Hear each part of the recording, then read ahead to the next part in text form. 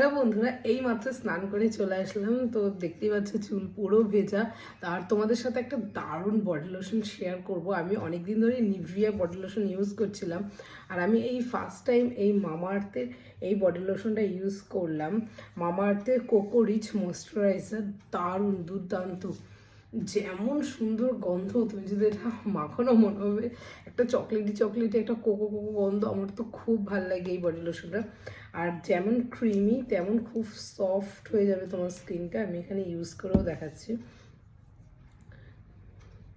Body লোশনটা দারুণ, খুবই সুন্দর, গন্ধটাও খুব সুন্দর। তোমার যে মাখবে সেই বুঝতে পারবে।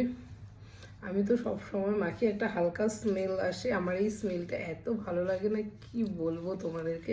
তোমরা অবশ্যই একবার ব্যবহার করতে পারো। আর হাতগুলো দেখো কেমন সফট আর স্মুথ হয়ে গেছে।